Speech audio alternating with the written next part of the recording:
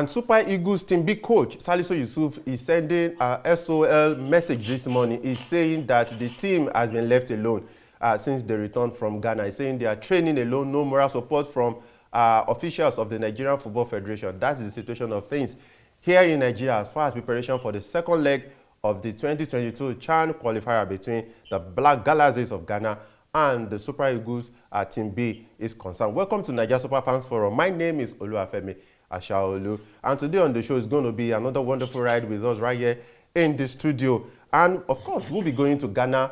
A lot of things are happening in Ghana, and of course, we'll be talking about the new sponsorship deal that the Ghana, of course, the GFA, Ghana Football Association, has secured for the 18 teams that will be playing in the Ghanaian Premier League, as well as also in the lower division. I'll be talking about Inaki Williams and a whole lot more. Also, the preparation of the Black Galaxies for the second leg of that very crucial. It's a win of both for Nigeria, and not just a win, it has to be by at least 3 goals margin. So those and other issues that will be getting our attention on the show today. James Agbere is in the studio. James, you're welcome. Thank you, Femi. And as usual, of course, Kayode join us via phone. Kayode Gundari, welcome to the show. Thank you, Femi. It's a pleasure being here at this time. Okay. Thank you very much. All right. Okay. They say east or west, home is home. So we have to start from home as usual. James, let's start with the news that Randy Wardrum has taken 4 Falcons to the friendly in the United States of America. Of course, the first leg will be taking place in Kansas. The second leg, of course, will be taking place in Washington 3 days later. But let's talk about it. Of course, we have the usual players that everyone saw as the future of the Super Falcons in that Under-20 FIFA World Cup. Yeah, in our previous editions, we've been talking about these players, using the just concluded Under-20 Women's World Cup, using it as a platform to showcase these players, So luckily we've been able to, I remember I said something like if 5 players from the team can graduate to the Falcons, the Super Falcons, and now we have 4 of them. This, what's her name? Flourish Sebastian would have been part of the team, but she's currently with Bayelsa Queens. Bayelsa Queens. They're playing the Women's Champions League qualifiers. Yeah. So then we have Esther Oyenezide, we have Deborah Abiodun, we have Dimei, and we have Rofia Timuran. Yes, so these are the 4 players who will take part in this friendly game. Even if they don't play, at least that will give them that confidence, mixing up with the top players of the Super Falcons. So for me, it's a very good one. Playing against the United States, the reigning champions, the best team when it comes to women football in the world, playing back-to-back friendly games. What better way to prepare for, the World Cup, the next World Cup coming up next year. And the South Africa, the African champions, they will be playing Brazil, and now the Super Falcons friendly game against the United States. So for me, it's a good one from the NFF, at least for going this far to, give the team this opportunity to test themselves and, playing against the best team in the world. So kudos to the NFF, and I hope the girls will, learn 1 or 2 things from the game. Okay, Kayode, of course, the men into saying we have Rofia Timuran, Abiodun, Deborah, and of course Esther Oyenezide. Of course, they'll be called to the friendly game with the United States of America, and the team they're already in the US now. What is your view about that? How much of boost do you think it would be for these girls? Yeah, Femi, to be honest, this is a piece of news that has gladdened my heart like no other in the past few days. The essence of underage competitions of underage teams is progression from one level to another. We saw what those girls did at the Under-20 World Cup a few days ago actually. Now we have seen that progression for them. And you remember I told you, I said out of the Nigerian girls, the ones who has impressed me the most, I mentioned Oyenedezi and the captain Dimei. I'm happy they are in the short list of the team. Now, like James said, and I 100% agree, they don't have to play. The ride alone is something. Getting to play with the senior girls is something. It would help motivate them for the duty ahead.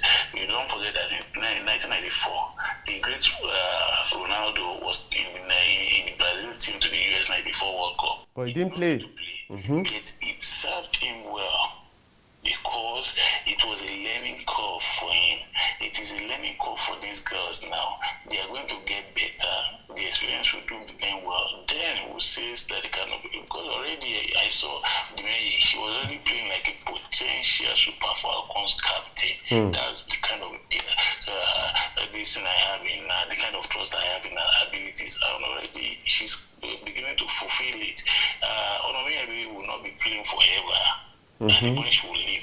Kohale will not play forever. At the point she will leave, it is gladdening to know that there are people already lined up to succeed them. So for me, this is a good one from Wadrum and for the NFF. Okay, Kyle, I'll still stay with you. Let's talk about the CHAN qualifiers. To give some kind of moral boost to the home-based Eagles, Super Eagles, the main Super Eagles coach, Ose Peseiro, was in the camp recently. And like you heard earlier in the intro, that Salisu Yusuf has been crying that the NFF, literally, he just didn't mention it. He's been saying that the NFF has left them alone since they returned from that trip in Ghana. Let's talk about that game, Kyle. This is more like a preview now. What do you expect from this team? And I know you've said that it is looking like Ghana are already home and dry. But what do you think? That is one. Then two, some of our viewers in the comment section, they talked about this demonic qualifying method, like we always condemn, talk about WAFU now. Some are even saying that Nigeria and Ghana should protest why they were grouped together in the first instance. So react to those two, Kayode. Quickly, let me talk about this. We have talked too much about the groupings that GAF does. We think it is unfair to West Africa, it is unfair to Nigeria and Ghana and Ivory Coast. And they had the big teams of the sub-region. And grouping them together means that one or two of them will miss every competition.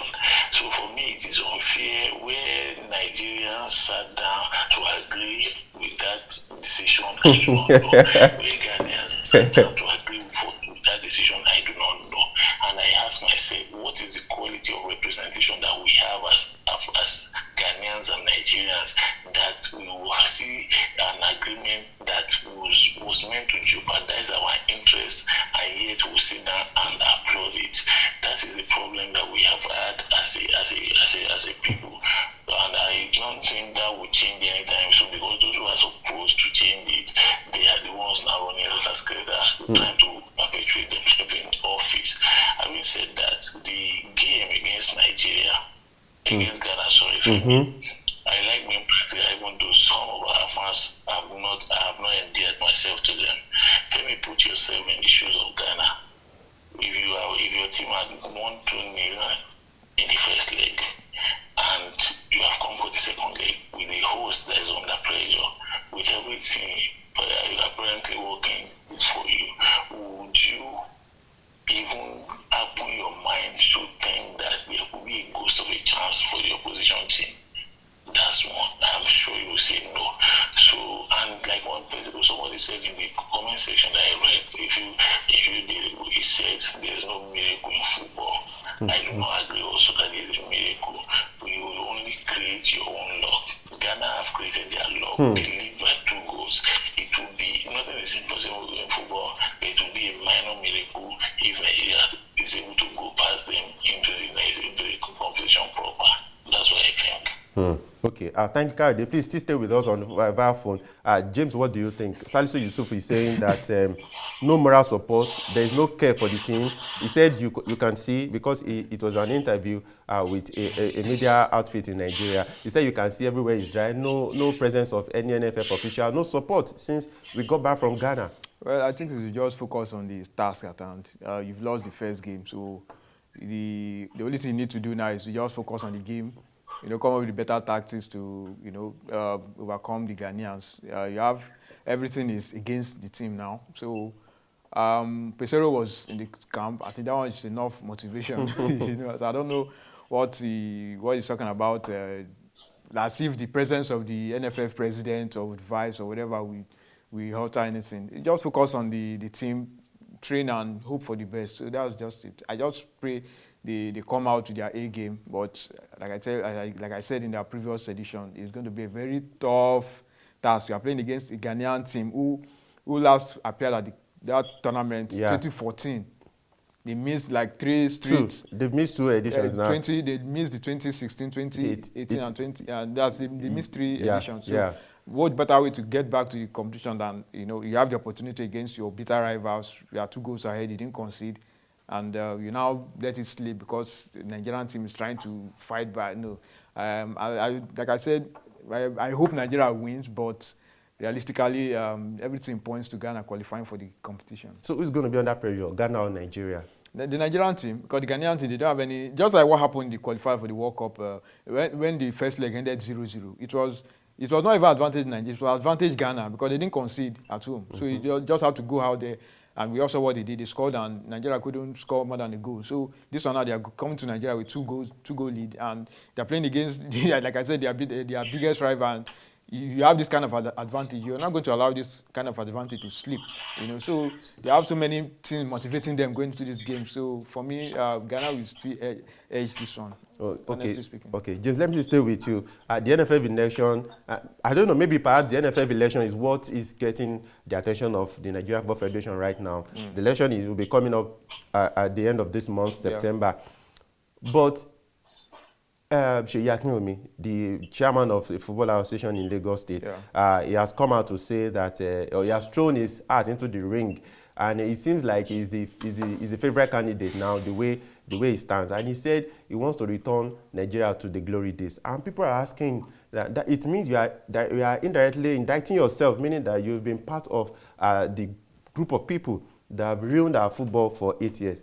And if we can't change the past, we should be able to orchestrate a better future for ourselves, James. Well, for me, it just sounded like a typical politician. They come out and make all the kind of promises which they know that they are not going to keep.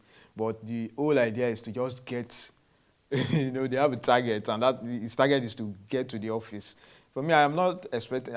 When I heard what he said, I wasn't surprised because like I said, somebody who has a target, do anything to get to that place. He was part of the outgoing. Of course, and we all saw what happened. So I believe that even the outgoing president will still have a kind of a say because this is direct. In how he runs our football. Exactly. So okay, he handled the Lagos State FA. What was his impact there? I mean, so sometimes when you put all these things together, you begin to ask yourself, Lagos State. what do you, what miracle are you going to perform for you want to now bigger responsibility. So for me, he's just talking like a typical politician. He just wants to get into power and run things. And I pray he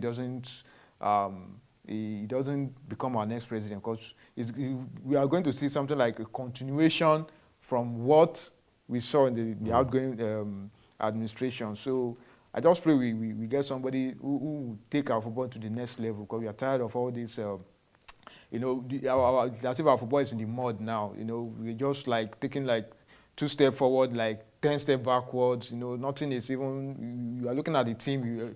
Our national teams, you are not even happy. You are not even confident going forward. Like people that are, they're like, I think these people, this person has the capacity to push our football forward. So for me, let's just hope and pray that we have a successful election and have somebody who will, move our football forward, so that at least we will have confidence,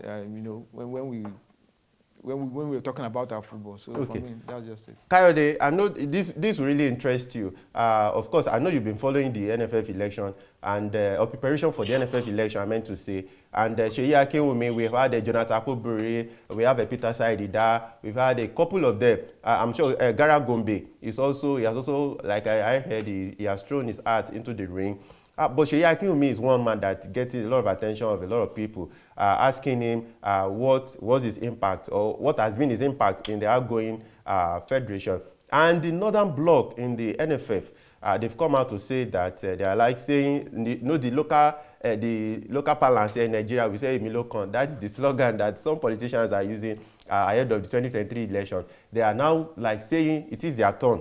So they've told Akinwumi, they've told Peter Seidu, they've told Benedict, what's his name now? Akwebu, that PINIC has literally used your term Then Tijani Babangida, who is the president of a faction of the Players Union in Nigeria, came out to say that it will be difficult for the Players Union to win this election. Kayode, react to all of this, particularly the Inaki Williams coming in now to say he wants to run. Just in 3 minutes, Kayode. I think Barrister Akiwumi has every right as a Nigerian to declare his intention and to run if he buys the form and is cleared by the for the exercise. But if I were him or somebody close to him, I would advise him to take a look in the mirror.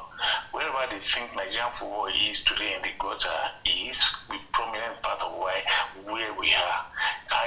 Like I said, I do not begrudge him the right to contest the election. But you should ask himself, he has been chairman of the Lagos State FA in the past two election cycles. What are his legacies? What can he point at that these are what he did for him to aspire to higher office? We should not continue to deceive people and deceive ourselves by saying this one deserves a higher office. In fact, he should be queried for his time in office as Lagos FA boss. So we should not have the mind to come out and say he wants to contest for the NFF presidency after a disastrous 2 term as a Lagos FA chairman. You and I know what Lagos and football is in the recent past. Now everything that has to do with football is practically dead. Everything is practically dead. And the person who was in charge, who superintended the death and burial of football in Lagos State, now has the mind to say he wants to contest for the NFL presidency. Well, like I said, it's free to contest, and it's free for all of us to also deny him that ambition. It's sad, really. It's very sad because whether you like it or not, whether you say the truth or not, Nigerian football is at its lowest ever. So anybody who is related by whatever means to Ahmadu Bello's administration in the last 8 years should morally excuse himself or herself from aspiring for anything, because Shehu Diko, Ibrahim, Isa Ahmadu, Ibrahim Bush, all of them are a part of this disaster that we call the Ahmadu Bello case. And they are the ones now who are at the forefront, being called the front runners, the prominent. It's like giving Ahmadu Bello another term by default. By default. Yeah, by default, it's like giving him another. If anyone then eventually goes to win, it's like giving them by default. And coming back to what Tijani Babangida said, he is very, very correct for me. I belong in a WhatsApp group that is peopled by old players, Nigeria ex-internationals. I have been privileged to be in that group for a while, and I know the sentiment that runs in the group. Because Tijani Babangida is a member of that group, and I share his sentiments 100%. As it is now, because of the kiddies games that Ahmadu Bello and these people are playing, it will be difficult for any ex-international to even see the privilege to contest alone, despite having your money, is something. If you know what extent some contestants went to get forms, you'll be surprised. Ahmadu Bello and these guys are using every trick available in the world to make sure that nobody contests the election. That's the truth. So when Babangida talks about this, I want you to accept what he said because he knows where it's coming from. I tell you, do you imagine, Femi, in this day and age, that the form for the NFF elections, NFF insisted that you must bring physical cash to the office to buy the form. Physical cash? I have a friend who is contesting for presidency. He had to go with physical cash, 500,000 to go and buy the form in the NFF. Where that rule is coming from, I don't know. And the kind of hanky-panky games that they are playing before they sell forms to contestants is out of this world. So like I said, let's wait and watch. But if anything good is to come out of this election, then we should not reward failure by electing anybody who is directly or remotely connected to Ahmadu Bello. Okay, Kayode, Kyle, we'll still come back to the NFF election. Of course, we get our fingers crossed as far as, of course, development are sprouting up as far as that is concerned. We'll quickly go on this very brief break. We're about to talk about, of course, we'll be crisscrossing to Ghana. A whole lot to talk about. Just stay with us. We'll be right back.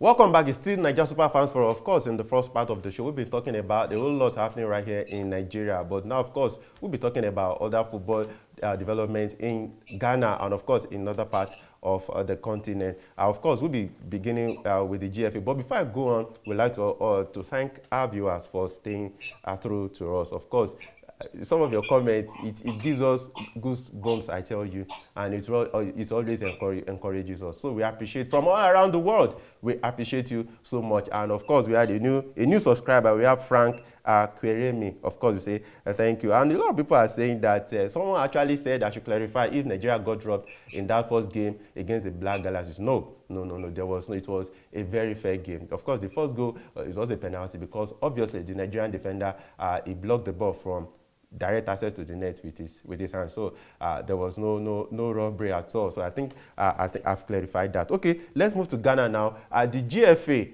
like I've always said, the GFA, they have been intentional about how football is run in Ghana.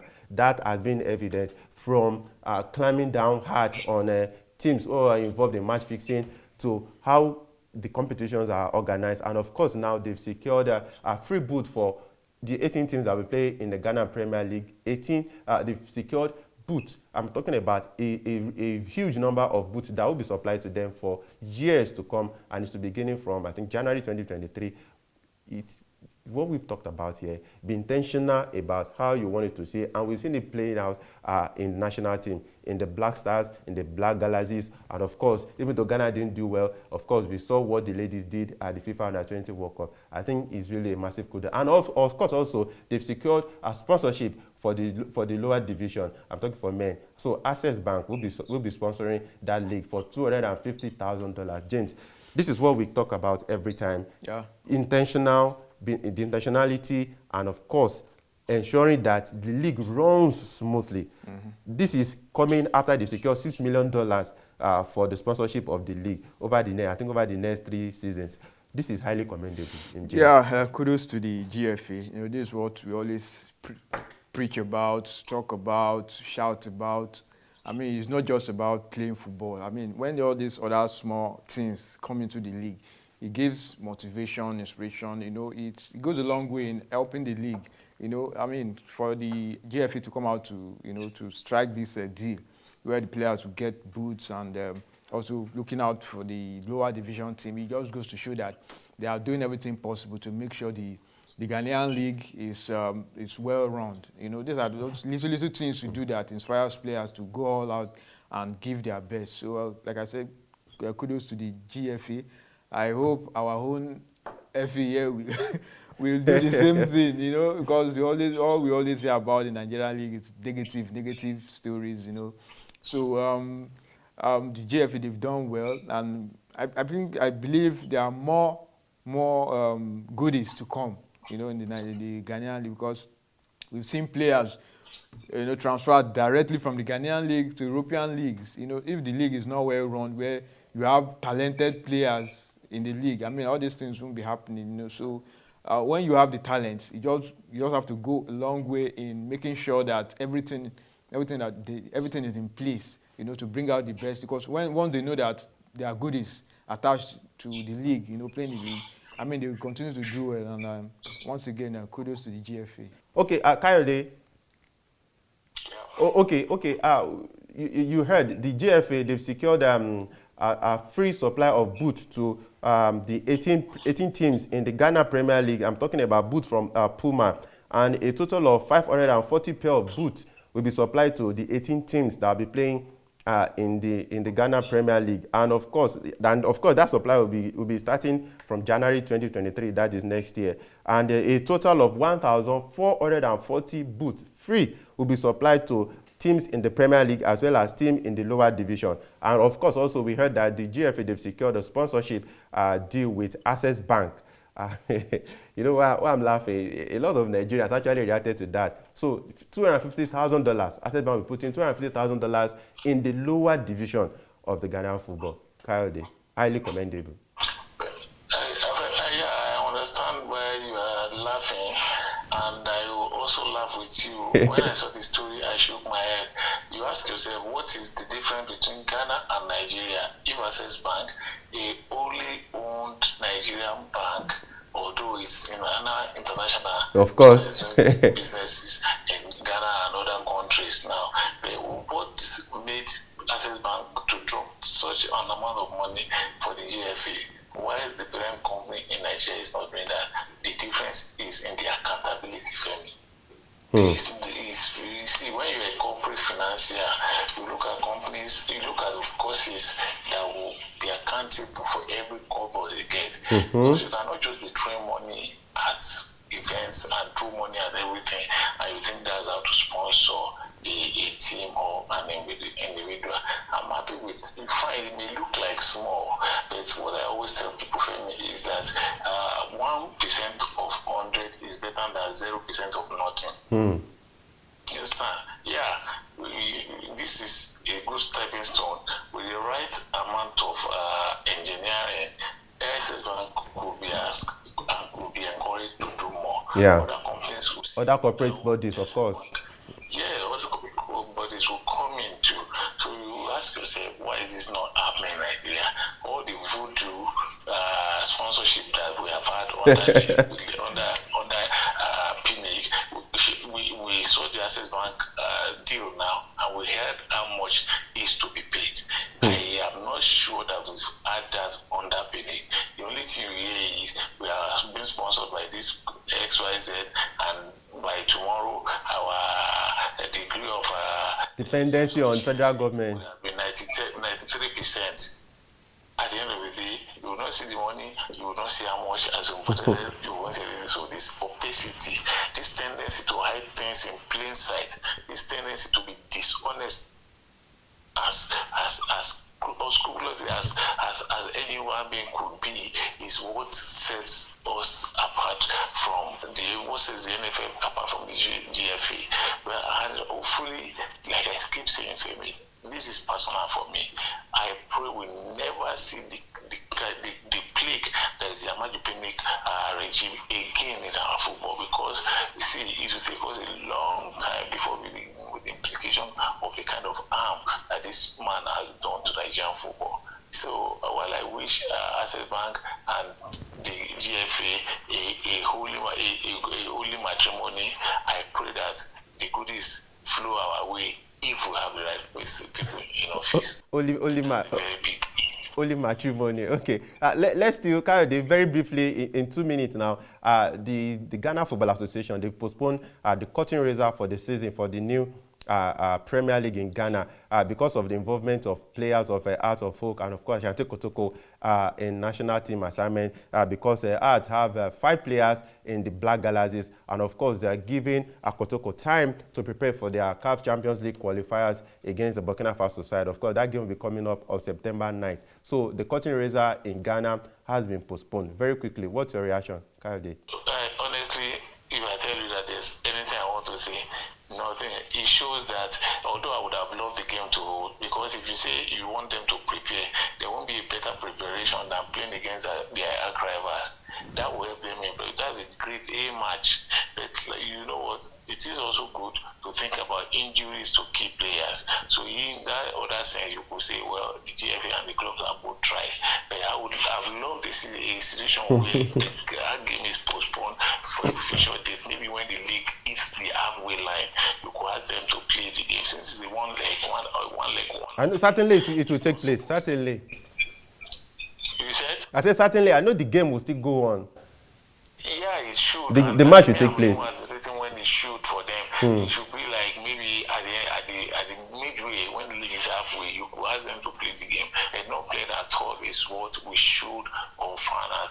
But it is for a good cause. We want the want the teams to do well as much as they can. So we want them to have an adequate preparation. I agree, but let us keep that match in view. It's one match yet in the installment that there is the Ashanti Kotoko, Accra of Oak, eternal rivalry that will never end for as long as there's football. Yeah, for as long as football is played on the face of the heart, those two will never be friends, and the rivalry will never end. So we can't wait to see it.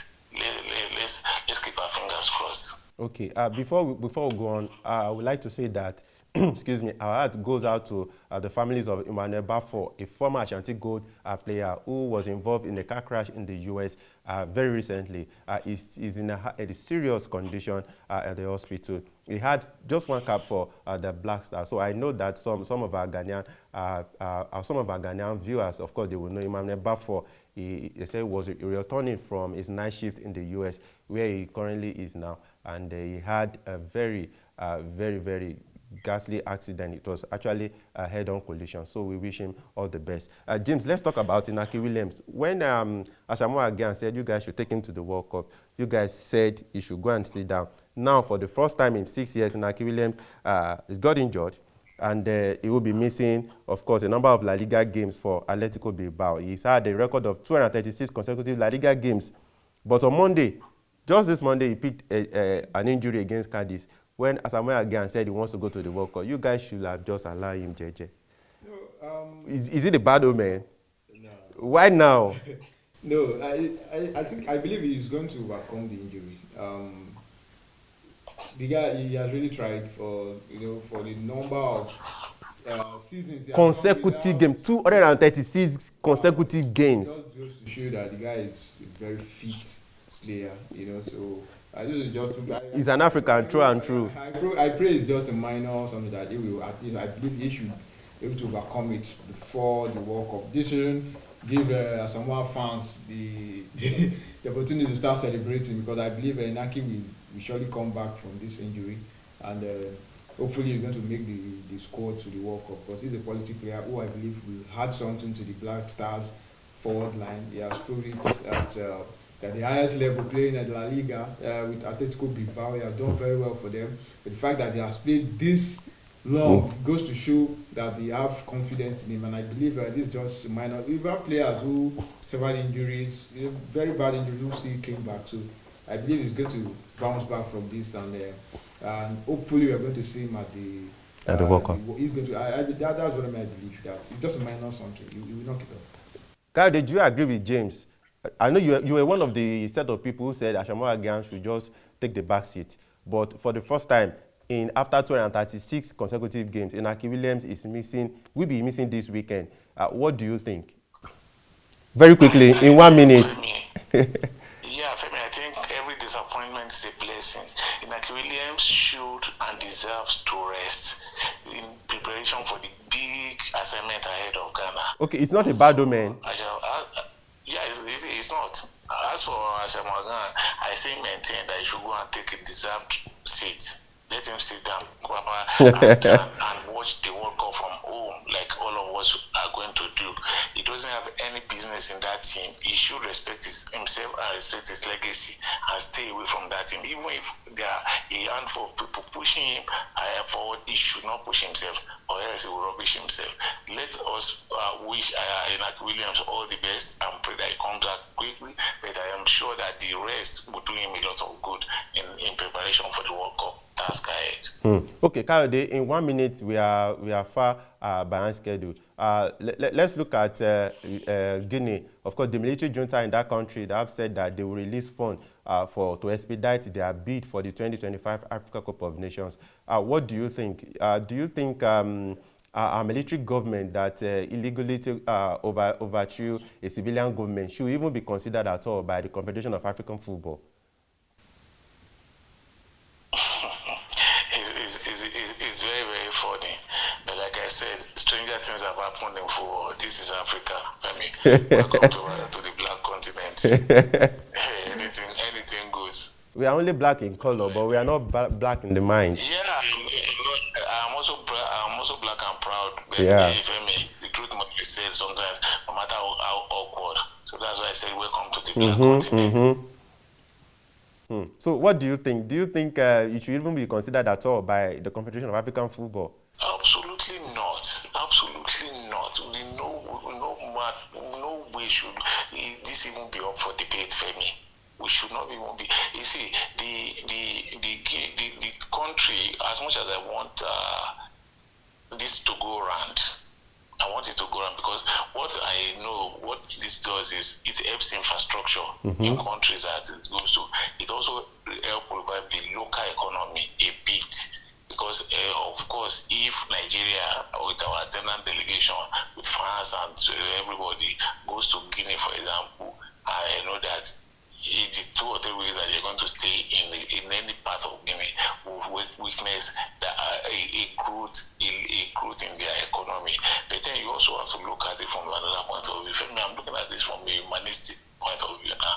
Guinea have a lot of trouble confronting them. And this is non-sporting for me. This is personal to me. They shouldn't be looking at hosting any competition anytime soon. Let those countries that have the ability, the financial capability to host, let them go ahead and host. Okay. Fine, you could be rotating this amongst the big countries, but if that is what it would take, we don't want a competition where you will now say you want to manage to host, and we'll begin to see a lot of lapses because I want to see you it's not my mind to host the AFCON now. Okay. It's not my mind. So you should be looking at other countries and let Kenya use the money to better the lives of their people. Okay, thank you, Kayode. James, quickly, 1 minute. Our producer is already telling us to get out of the studio. According to a statement, a decree by Junta Chief Colonel Mamadi Doumbouya read on State TV declared the event as an issue of national issue of priority. I say all spending for organization needs will be processed as a matter of urgency. James, do you agree with Kayode? For me, most of these military or popular governments, they always want to use sport as a tool to, make themselves popular. Like we've seen it in the past. So I think that's what he's trying to do to, try to justify the military. But he's been doing well, really well. He's been doing well. You are speaking from as an outsider. I don't know what the people inside are going through. So, they will give you this picture of everything is fine. But for me, I think it's a very dangerous call to make going to such a country because we all know what they are going through in that country. And now taking a major tournament like the AFCON to a country like that, I'm not saying the bad country to Yeah, why I actually say so is if you've seen reactions of people on social media, the reaction of people to how is run the government so far, it gives an indication that it's not done badly in terms of turning around the economy. Well, the CAF will have the final say on that. For me personally. But the question is, should it even be considered at all? To me, it shouldn't. Because a government that has even been ostracized by OAU. Yeah. Should it even be considered for such that's allowed. So everything now falls to CAF to now decide if they should go ahead to award them the hosting right. But for me personally, a country run by military junta, it's not a good idea because they are just trying to make themselves popular, trying to look good in the eyes of it. But deep down, that things are not really the way they appear to be. So let's leave everything to CAF and hopefully they'll make a good decision.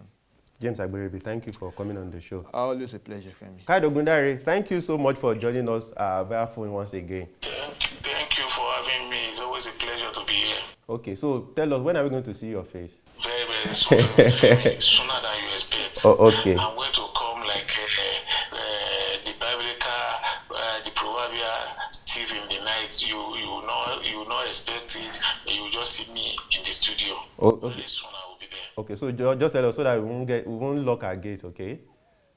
Thank you very much. It's always a pleasure. All right, and to you, we appreciate you so much for always being there for us. We read your comment like I've been telling you, we read your comment, and it really gives us a lot of encouragement for the kind word, for the criticism. Of course, we take everything in and we try to get better. And to our producer, Thank you for coming through. Our producer has been feeling giddy because Arsenal, of course, they have 5 in 5 now. They're really enjoying their season so far, but they have a day with United, so we'll see how that goes. And we are looking out for the second leg of that tie between, of course, the Super Eagles home base and, of course, the Black Galaxies. And like I told you earlier, the Super Eagles team, big coach Salisu Yusuf, is crying, and it seems that the morale of the players are actually down. But like we've always said on this show, it seems Ghana, they're already home and dry. But we'll look out for that. And of course, we'll bring you the review of that game. But for me, I think the Ghanaians have it already. Until next time, we say have a fantastic weekend for yourself. Bye for now.